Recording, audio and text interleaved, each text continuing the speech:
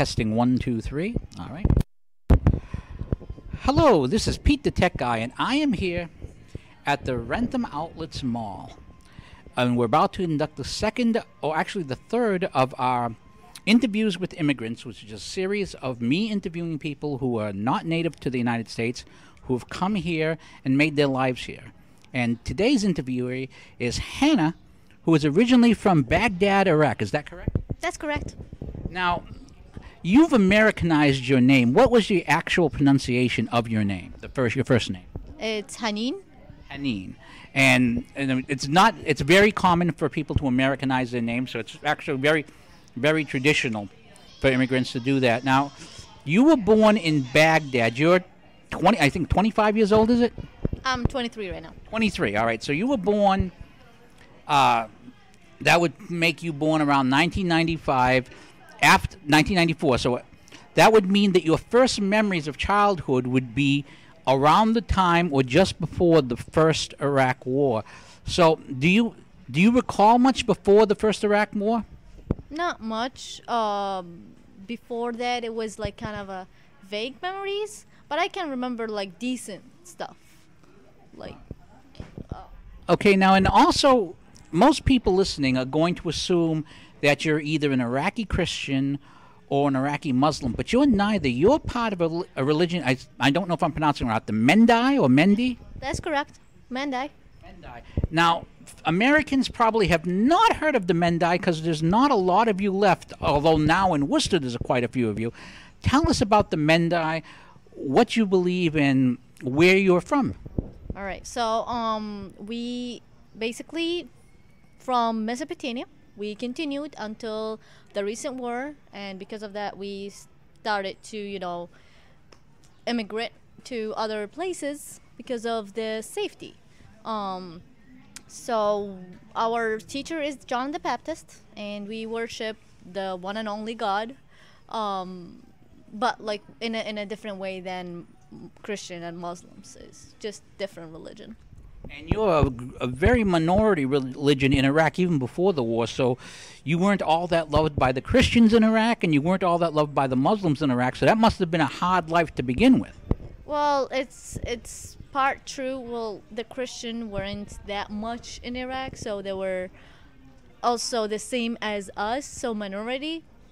But for us and Muslims, it was a different story. It was a kind of struggling story about how to keep our relationships like peaceful with them, to be kind of precise.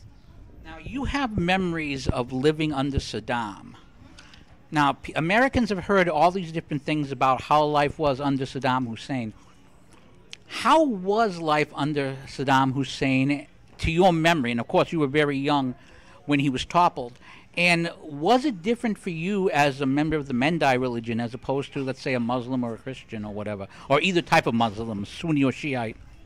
Well, it was, for me and my family, it was different. My family was one of the haters for him. The reason why is we discovered after the war is that he killed one first cousin of me and two uncles. And the family did not tell us. They were afraid on our safety. So that's why when I was born, it was like automatically you gotta hate him, you gotta hate him. On the other hand, it's like because he was pretty much dictator, so people were like afraid of him, so we would not doing something to us because he's like minority you're not supposed to do anything. But that did not stop the hate among people toward us. Now, was it a question of people were more afraid of the dictator than hateful of you? In other words, they would have liked to make trouble for you, but they were afraid of angering the dictator? Yes, pretty much. And therefore, it continued by like verbally and discrimination. And I'm not generalizing the idea of like everybody in Iraq. I'm saying my situation. So it was like they called me bad names. It's like how much I get close to like the people, like the Muslim people, you're always the different person. You're always a discriminator. You're always the bad person. If it comes to like a fight or something, you're always the mistaken. You're always. So you were always an outsider, even in your own homeland. Oh yes, oh yeah. It it's been years and years and years like that. But after the war, we it's kind of there was no government, so there was no safety, and a lot of people were harmed. But we were wise enough. My family was wise enough to leave before they get harmed. Now, you mentioned your father had served in the war against Iran. What kind of life did your father have in Iraq before you came here? Well, after the war, he had his kids before I was born. We had kids. He has kids and a family, so he started to work, and he started. His job was purifying gold, which is very critical job. Looking at Iraq, and gold was one of the most important things over there. So purifying it is even harder tasks that nobody know how. So he was a specialist. Very. He's the one. He was the one and only in all Baghdad that he has this job. So he was pretty much became rich very soon, and he was very rich before the war. After the war, he got stolen a couple times, couldn't work, so and we had to flee out of the country, and it was like we lost the money after that. Now, you mentioned the war. Well, now obviously we heard a lot about the war from where here in America. In fact, if I remember right, the war started on my wife's birthday and ended. The Baghdad fell on my wedding anniversary, so I remember the dates very well. What was your memory of the war itself coming into Baghdad? Do you remember the shelling or the bombs or the tanks coming in and so forth? Well, what I remember exactly, and I'm talking about very vivid memories, is the day before the attack started. We heard a rumor and kind of messages like behind the scenes told us that the war will start tomorrow. Run away. So we knew there is a city called Kut, and is on the border of Baghdad. One of my uncles were there, and it was safe. So we all gathered up, and we just fled there for the first attack. And then we stayed there as 3 families in one house and another 3 families in one house. It was like the safety most important thing, so we were like all pretty much gathered up in one place just for safety. And we used to always in the morning, or actually at night, to the dawn, we hear all the bombs and the shooting and stuff, and then in the morning is nothing else, and we just continue our life. Now, did you go back to Baghdad after it fell, or did you stay in Quds after the war? Well, after it fell, I came back with my family, and after a year, we saw there's no hope of staying, and we were the first target. We knew that we are gonna be the first target, considering we're minority, we're rich, so we had to run away. So in one day, we finished everything, and we just, in a month, we got the passports and stuff. In one day at 5 a.m., we just took our clothes and we ran away. And so in one respect, when the dictator fell, suddenly the people who just hated you and would just say things for you now didn't really have a restraint because the Americans were busy fighting their own fights from the insurgents and so forth, I imagine. Well, the Americans, they tried to, as I thought and I can recall, they tried to fix the situation, but they started to get killed. So they were more concerned about their safety than our safety. So. Now, you mentioned in conversation before we started that the first time you saw Americans was a real shock because you had heard, you'd never seen a blonde person in your life before except for like on a movie or on a TV. And all of a sudden you see all these people who look very different from you, act very different from you, very different culture. It must have been a real shock. Well, I still remember the first time. It was winter for us. It was in the kind of in the 60s. So, 60s is winter for if you live in Baghdad. 60s is a very very cold day. it's 32 here. It's 60 compared is to 32 here. So, we were freezing.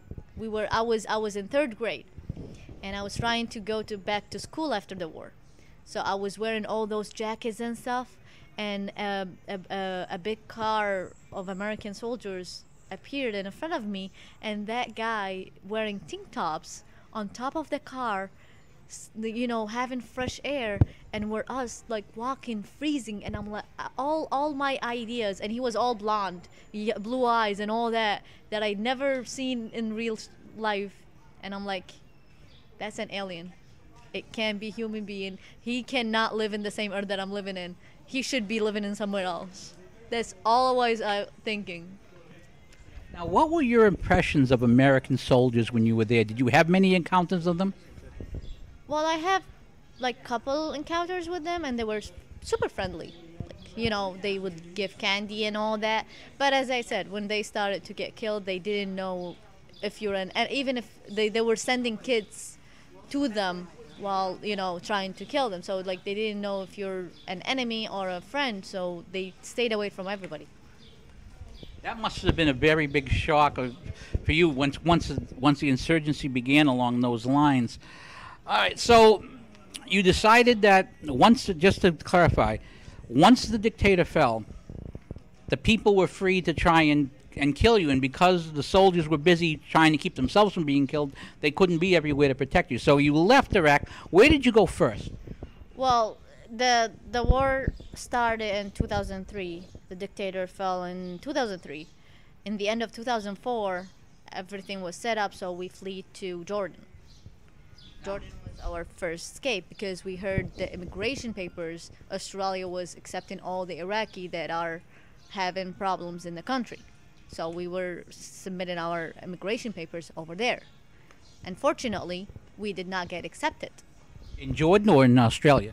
Well, we were in Jordan, but you have to submit your papers to the UN, United Nations, and then they gonna see what country is open for refugees, and they will send your case to them. Well, in that case, it was Australia, and Australia refused our case. So we had to, because of Jordan was pretty expensive for us, and we were getting on whatever income left from Iraq, so we had to flee to Syria because of that. Now, how long were you in Jordan? Like 10 months. Now, obviously, if in Iraq, it must have been a little hard because you were a religious minority. How was that in Jordan? Because you had, of course, you had a mostly Muslim population, and you had the Palestinians who were there. How did they treat you, or how did they accept you in Jordan as refugees? Well, not good, because we were not just minority, we were not citizen of the country. So it was double the test. It was bad. And once they get to know you, then they would judge if you're good or bad. But before that, they would look at you like you're... Majority of them are nice until they know who you are, kind of thing. But some of them were like, okay, even if you're different, I would like you. I'm speaking in general more than precise, but I'm talking about my personal life. So just to be clear, not all of them are bad. Now, where in Jordan were you? I was in Amman. Okay, the capital. And you said from Jordan, your family went to Syria. Where in Syria were you? The Damascus. Well, so you went from Baghdad to Amman to Damascus, capital. I'm surprised you didn't end up in Washington, D.C. once you got to America. So you ended up going to Damascus. And how long were you in Damascus? 5 years. Oh, no, 6 years. 6 years. That's a long time in Damascus. And you got out before the Civil War broke out, if I'm not mistaken. Or was it just before or just after it began? Or? Before it begins. We were we sensed it. We knew we were the first target, which exactly what happened. So our family fled before it happened. Unfortunately, some families weren't fortunate enough. for that. But the reason why we stayed like over 6 years is we were waiting for our papers to be accepted as refugees for one of the countries. Happens because of the civil wars and all the brutal things that happened in the country. Our case wasn't convinced enough compared to other people. Now, in Jordan, again, you're a religious minority, and again, you're dealing with a dictator. So, in some respects, that might have been something familiar. You knew how to function around a dictator, so to speak. Well, it wasn't a dictatorship in Jordan. I mean, I'm not Jordan. I meant Syria. I'm sorry. Well, in Syria, it was a normal thing. It was kind of actually it was more open than Iraq. The one of the things that were more open is that you get to have the channels and satellite. In Iraq, you're forbidden.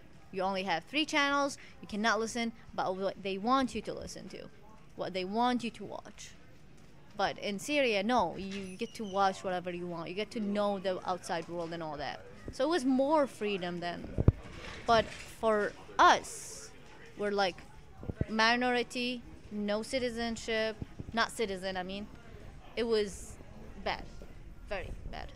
Now, we've talked about yourself as an Arab in general and as a member of the Mendai religion, but also as a young lady. How was it culturally for a woman or a young girl in Iraq, a young girl in Jordan, and then a young woman in Syria? How would an American perceive how women were treated and thought of in Iraq, Jordan, and Syria?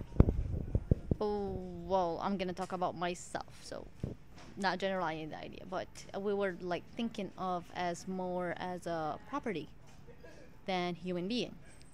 For me, I was between 12 and 17 years when I left Syria. So it was my teenage years. I refused to act like a Muslim because I wasn't. I stood my grounds, let's say, and that came with consequences. One of the consequences is that you always, the girl with the most attention from the guys, the stalking, the words, the humiliations, the sexual harassment, all that.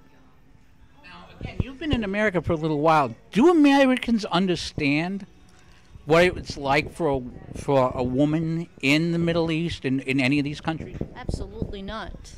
If they would understand, they would appreciate their country more. Unfortunately, they don't understand. Well, all the movements about feminism and all that is actually you don't see the outside image for women. Women are struggling to have even a decent job without calling her bad for her reputation if she worked as a waitress in a restaurant. Not walking in a street with no hijab or anything, like wearing what she wants without being called a prostitute. Now, was that a problem in all 3 of the countries where you were at home in Iraq, in Jordan, and in Syria, or was it only a problem in Syria, or how did that work? It was a problem in Syria and a problem in Iraq. People cannot realize that women can wear whatever they want. There are always rules about what you want, where you wear, and where you wear it, and with who you go out with. I wasn't allowed to leave the house by myself. And I wasn't leaving it for a few months. Like every 6 months I might go to an outlet just to walk around, you know? It was, and Mars like, oh, you're, like everybody knew that I was a Muslim. And you can tell that I wasn't. So I was the center of the humiliation and sexual harassment once you walk. Somebody will touch you. Somebody will look at you. Somebody will talk something about, oh, look how, you know, your body is good and all that humiliation. So I ended up not going out. You know, that's, for me, that was my life. Now, again, you and your family fled from Iraq to Jordan for about a year and then Syria for 5 years.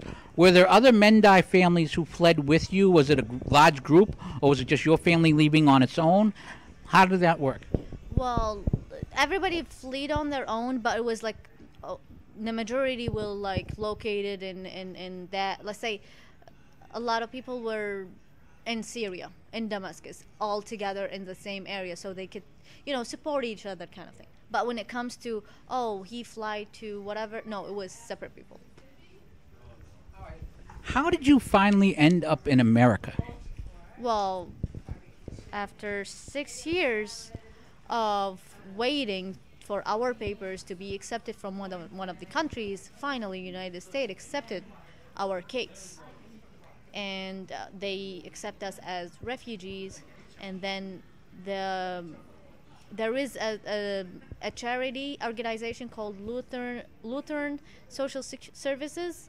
Now they changed it into a Centria Social Services.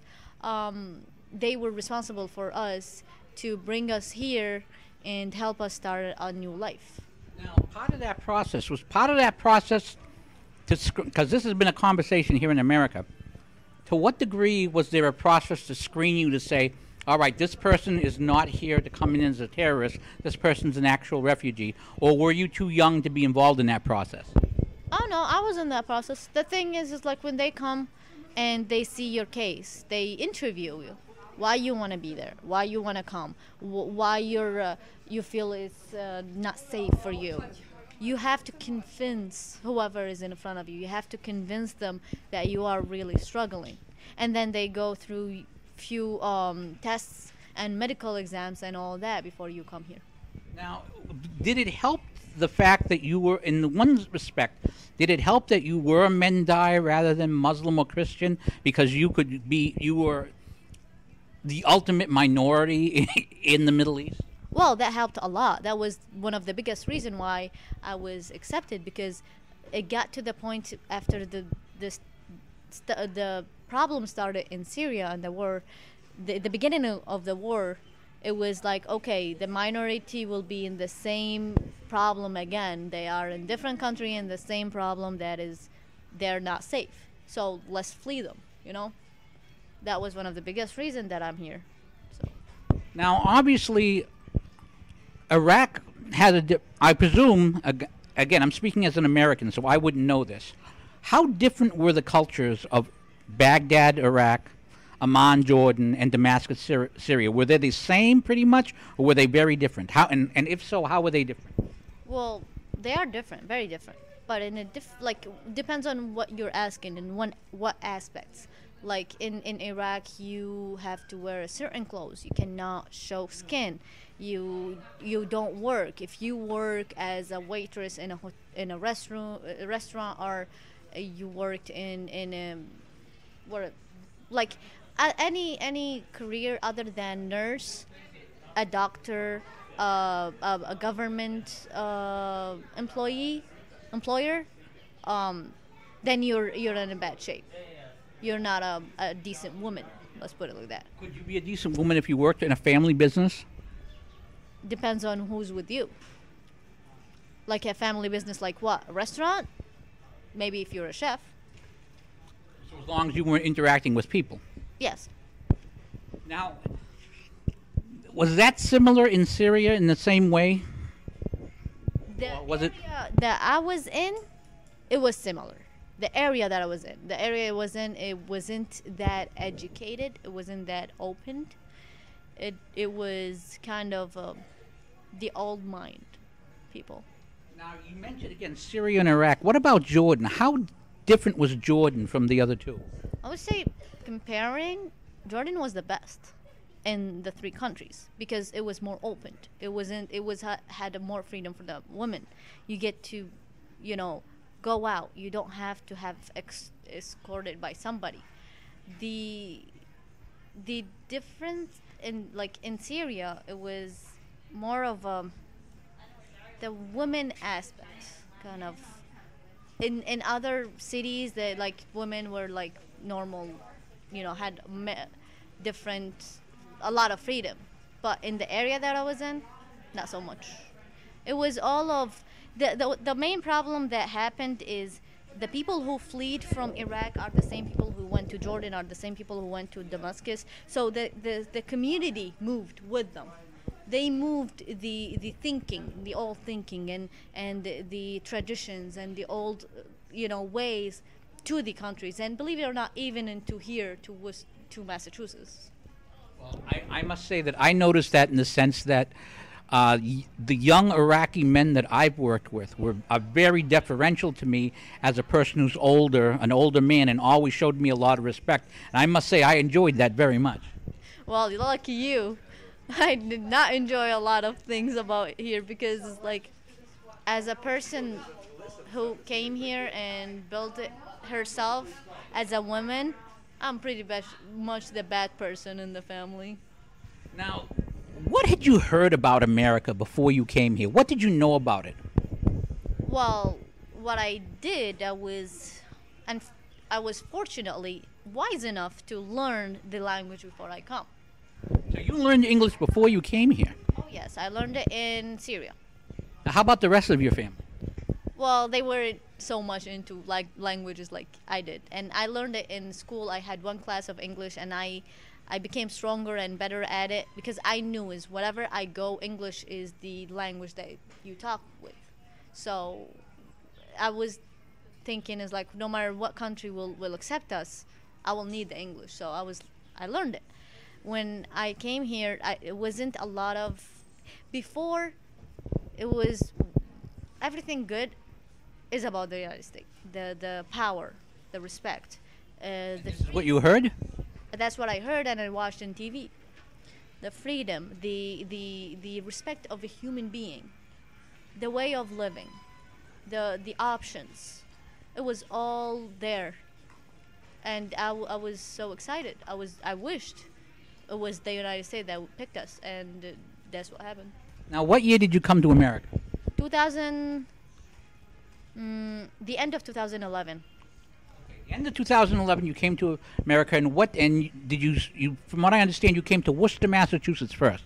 Oh yes, I came to Worcester, Massachusetts. I joined an ESL advanced class because I kind of skipped on my friends because of my English. I graduated from that ESL and we went to Michigan. One of the reasons that we went to Michigan is because when we got accepted, our father wasn't accepted because he wasn't convinced in the interview. So we needed to go to Michigan to request him to come because he got stuck in Syria. All right. So your brothers and sisters came here from Syria first, and then you had to ask, and your father had to come later in the end. Yeah, that's correct. Now, it's one thing to hear about America. It must have been a shock. It must have been a real shock when you actually came here and saw it. Absolutely. I still remember my first night because our flight started, we came at night and then we landed on New York from Egypt. And we got on buses from New York into a New York hotel. And I still remember when I got on a bus and I read the pizza sign on one of the delivery cars, and it was all in English. And then I peeked on the city, and everything was in English. That was, I think, pretty much the most wonderful moment of my life. Now, that's the type of thing that, as an American, makes me feel very good to hear someone say that. So, who would have thought that a pizza advertisement would make a person feel good? Now, forgetting the other stuff that we're going to get to in a moment, you were talking about how in Iraq, when you saw Americans in tank tops when it was 60 and you were all bundled up, it was a shock. Now, you came to Worcester, Massachusetts, which is New England. What time of a year was it? It was September. So, 60s in Baghdad must have been nothing compared to September, October, November, and December in Massachusetts. Your first encounters with snow and cold must have been an incredible shock. Well, it snowed once in Damascus when I was there, and it was like 1 inch kind of thing, and I was like all happy and dancing and all trying to get the touch of the snow. But seeing it in reality and living it like in a continuous days, that was something else that I don't know how to describe it. It was, Snow is a lot less fun when you have to shovel it or drive in it. well, after that winter, I hated snow because I know how bad it is. Let's put it like that. So now, when you met Americans, now you mentioned your encounters with the American soldiers. How did the average American compare with the American soldiers that you met? Was it they the same? Were they different? How were America, or were you kind of insulated in your community? Here's the thing: is the encounters that I had in Baghdad weren't many because I was like I look at them and I say hi, which is the one of the only words that I know. Hi, thank you. That's all I knew, and I was 9 years old, so it was like hi, thank you. That's it. So and they looked nice. They were acting nice while we had the language barrier. But coming here, there is a difference because until now, in the communities of Worcester, for the my culture, it's kind of not okay if you're talking to a male American kind of thing. So it's still so the old ways have come with you. Oh, yeah. But you're free to not. But there's no penalty if you don't, other than people looking at you funny if you do other things. No, here's the thing: is I'm the bad person because I don't care and I did my own thing.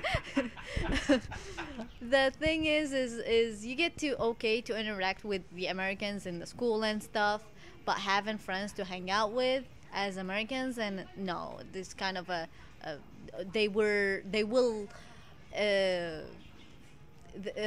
how can I say? Corrupt you? Oh yeah, absolutely, and you don't need that, So most girls won't do that, but I don't know. Maybe now they changed. I'm kind of far away from the culture because I don't agree with it that much, and they don't agree with me that much because I have a lot of friends and I live my own life. But the nice people are nice people no matter where they are. They were soldiers or they are here. I didn't see a difference. Now, were Americans what you expected them to be, the average American? I didn't expect anything in the first place. I wasn't having any expectation when I came here. When I came here, I know I had to struggle. I know that it's gonna be so different. I didn't think how it's gonna be different. I was like, let's take one problem at a time. That's all I did. So it's like you didn't really have expectations. No, at all. I didn't know what's gonna happen here. All I knew is I had to come here, and then I had to continue my education. Now you're currently in school now. You're working full time.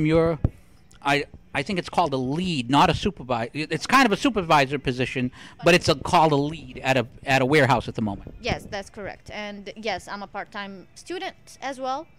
And I'm in school, like college school, trying to finish it and go to a university. All right. And is your plan to advance in the company you're in? Is your plan to do something different, or is it just until your school is done? It's a question: are we going to just work and get yourself ahead as best you can? Well, right now what I'm seeing is I want to get one of like the highest I can possibly climb in the company that I'm working in. As for my education, I'm just gonna continue it, and then after education, I might stay in the company and just get up and higher in the ladder, or just pick something else and work because of my degree.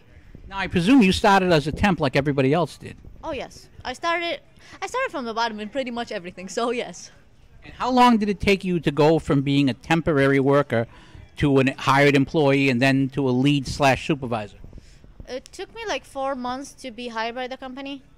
I was flattered that I was one of the best they had back in the time, and then it took me like a couple of years to be a lead from being hired by the company. Now, given what you've told me about women in work in the old country, it must be a shock to the community to say, hey, I'm now going to be a boss of people at a company. When you went home, I mean, your father and such must have been saying, you're a boss? You're commanding other people? Well, it depends on which parents you're saying. Because after I came to Worcester, I went to Michigan. Stuff happened, and well, I don't live with my parents anymore, but I have a dad, a foster. I call him a foster dad. He's kind of my advisor, and he's pretty much my dad. Is he also Mendai? Oh, he is, and pretty much the same thinking. Yes, that's before you ask the question, but he was surprisingly one of the most people that encouraged me to go higher, and until now, he still encourages me to go higher and be better. And he, as he's saying, he couldn't be more proud of me as he is right now. So, again, we've talked about how Americans are versus how things are in Iraq and Syria and Jordan. Do you think Americans really understand what it is to live in America? Unfortunately, no. They don't know the privilege of living in America. And they take everything for granted. And that's really bad because nothing is for granted. You got to work hard for it. And they don't understand what is... No, I'm not generalizing the idea. Most people. That they don't know what working hard is. They expect everything to be given by their parents because it's their right to as human beings. And it's not like that. It's not like that, really. You got to appreciate what you have. You got to work hard for what you have because outside this country, not a lot of people have what you have. Now, you also work with a lot of people who come from other countries, not just Iraq and Syria, but you work with people from South America, people from Africa. Do they have that same appreciation for America that you were describing? Well, let's say the people who came from struggling countries, yes, they do. People who came from a spoiled countries, I would call, no, they don't. They would say, oh, it's the same. But the people that I met, they're people from the countries that struggles. So they understood and they know. But unfortunately, not all of them are working toward taking the advantage of that. Now, there's two incidents I want to bring up here. And around Thanksgiving, I did some interviews with people because Thanksgiving is a very American holiday. And I had talked to you at Thanksgiving, and I said, what are you thankful for? And you said, being safe and being free. But you didn't have time to elaborate on that. As a person who was born in Iraq, who's been in Syria, been in Jordan, what is being safe and being free to you? What does that mean? Being safe is it means that when I leave the house, my house, I don't have to think, is it gonna be my last time leaving it? Am I never gonna come back to it? I'm just gonna die on the street. Am I getting shot, or am I getting raped? Am I getting kidnapped, or am I gonna get enforced to do something I don't want? That was the being safe part. Now, was that what life was like in Iraq, Syria, and Jordan? Well, for me it was. For me in Iraq was like that. In Syria was like, when is my next humiliation will be? Who's gonna do it? What am I wearing right? Is nobody will look at me? Should I not wear this? Should I wear the self-conscious and the sexual harassment? That was the who's next basically? What's they gonna do to me when I walk in the street? Here, you don't get to do that. Now, there was actually a special moment. That leads us into a very special moment. Because full disclosure, I work with you. And I remember the day there was a meeting about the sexual harassment rules. It was just after the Harvey Weinstein stuff was breaking. And so there was a meeting at work, to give the background to the people listening, about the rules on sexual harassment. And there was a person to translate it into Spanish, a person to translate it into the Portuguese, and as a lead, you were translating it into Arabic to a group of Arabic men. And there were like 5 or 6 Arabic men who worked there in their 20s, who had come from the same culture as you. And I watched you translating the rules about how you're not allowed to treat a woman a particular way. And I saw the look on your face, and I thought, this has to be one of the moments. Tell me about that. I mean, you're smiling just me describe. If people, I wish I had my camera. If you could see the look on her face as I described this, you would appreciate this. Tell me about that day. Okay. Let's put it like that. You have a business, and that business kicks you out, fire you basically. You are in a business and you get fired out from a big company. And after working hard, making your own business, getting a company, you get to go and buy the company that fired you. Imagine you entering into the building as the owner of the company that fired you. That was my feeling. So it's like, what were the reaction of the men to being told the things you were telling them about? You can't say this about women. You can't do this about women. Were they shocked at the rules? Absolutely shocked, because it wasn't normal for them. Absolutely shocked. So they were just like there were some things that they thought is normal, and it's not here. It was something that they had to recover for a night at least, to recover from what they heard. Was it even more shocking because it was a woman who was laying down the law for them, so to speak? I don't know. I couldn't tell, because they made their best to not say anything in front of me. They know how I was and how strict with that rule was, because as a lead you gotta be strict when it comes to that. And as a woman, I wouldn't allow to anything that happens, and they know that. And of course, because you spoke Arabic, if they were saying something untoward, you would understand it, where somebody else might not. Of course, and they were super careful about it, because they know that I wouldn't let it go, because it's my job and also my responsibility. If let's say a lady passed by and say, "Oh, look at how she's wearing," all that, I wouldn't allow that. So they were pretty careful. Okay, we've been talking for a while. I want to get to two more things before we hit the chocolate store. And I'm gonna ask you about the chocolate store in a few minutes, but because I can see she's laughing. I should tell you, Hannah really loves chocolate, but we're gonna get into that in a few moments too. Americans and America. What is the best thing about America in general to you? What is the best thing? Well, again, the safety and the freedom, because as much as kind of all the problems that going on and all that, I have the freedom to choose my work, do my own thing, buy whatever I want, get to dress whatever I want, go and hang out with whoever I want, and do the things that I want, and nobody would tell me you're right or wrong. What's the worst thing about America? What's the thing that's tough with America for you? The worst thing is people are... Not counting snow. Well, yeah, we all agree the snow sucks. People are pretty much ignorant to the privileges that they have, and it just annoys me. I see that people like in their 30s and they're capable of doing a lot of things, and yet they work for me. I hate that, because it's like within 7 years of coming here and doing my own things, now I'm your lead, you know. And yeah, you're in your 20s and your 30s, and you work for me, and you spend your whole life in here with all the options and the freedoms and the choices that you can make. That's kind of really, really, really pathetic for me. All right, and actually, I forgot to ask you this, and this just hit me. What was the biggest, other than the snow? We've already established that the snow was a big shock for you. What was the most shocking thing?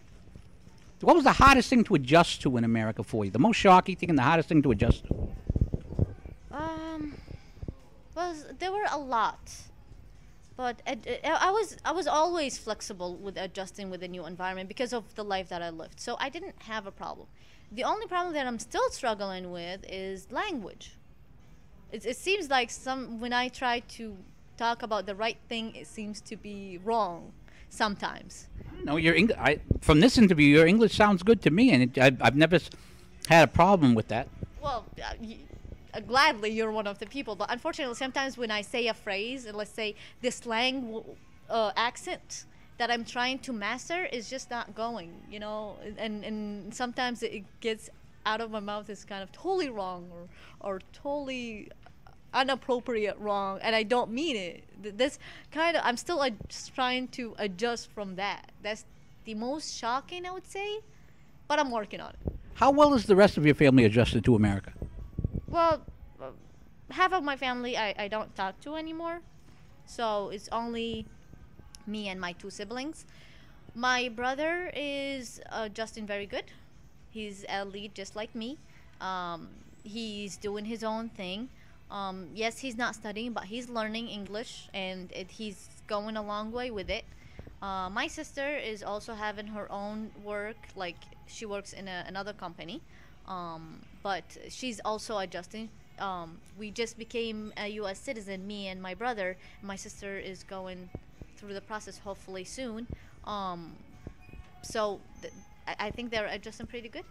Now, you actually brought up something that I had forgotten. I know that when I refer to myself, a lot of times I'll refer to myself as an Italian or a Sicilian. But you never refer to yourself as an Iraqi. You always refer to yourself as an American, it seems. How important is that American identity to you now? Well, it is important.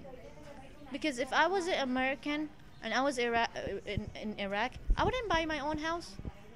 I wouldn't do even 1/3 of the things that I can do here. Being an Iraqi is, okay, let's put it like that. That country did not do me good. Why would I stick being that country? I don't want to. Did not, like, even in the best days over there, it wasn't good for me. I was always discriminated against. I was always the black sheep. I was humiliated, all that. It's like, why would I call it my country? Why would I not call the country that treated me well and helped me to call it my country? That's it. And now I got to ask you about the chocolate. Now we're about to go to a Lindor chocolate store, and you said that in Iraq, chocolate was an incredible luxury. You're known for loving chocolate. What is this thing about you and chocolate? Well, okay. So it was a luxury. It wasn't original, and it was expensive, and we as my family couldn't afford it. So it was pretty. But when I came here, it was pretty affordable. And the thing with me and chocolate is, I've been through a lot in my life, and we just covered up pretty much only the teeny tiny things that I've been through. So what I figured is it's the best companion with all the things that I've been through. Chocolate is the best companion that could never betray me, could never leave me, and I could always count on it. All right, well, Hannah, I want to thank you so much for your time. And I want to close with, is there one piece of advice? Actually, it's two. We're going to close with two things. Is there one piece of advice that you would give a person coming to America? What is the one bit of advice you would give a person who is coming to America that they should take to heart?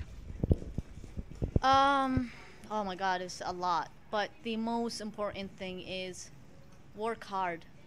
Work more than hard. Work towards what you want. Do not care what people would say. Do not care where you are or who you are and from where you are. What you want, go toward it and just do it, because it's possible. With everything in the world that's going on, whatever you want here, it is possible to make it.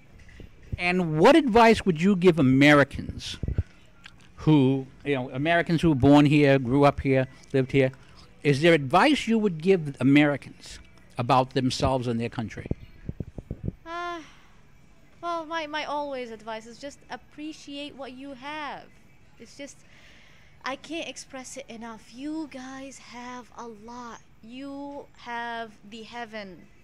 You need to know how to fix what you don't like, and you just get what you want. Don't sit around waiting for the apple to fall from the tree so you can eat it. Grab that apple and eat it by yourself. It's like, don't expect anybody's help. Help yourself, and then people will help you. Well, Hannah, I want to thank you so much for your time. We spent almost a little over 45 minutes, about 50 minutes talking, and it has been an education. And I hope that the people who listen to us enjoy it. Thank you so much, Peter. That was a really enjoyment for me as well. All right, and I want to thank all of you who are listening. This is, again, part of my series of conversations with immigrants. We will be talking with more people from, hopefully from Australia, from Guatemala, and several other countries. And I'm hoping to turn this into a book, but at least it'll be an audio series to begin with. But till then, this is Pete the Tech Guy saying thank you for your time, and we'll talk to you again.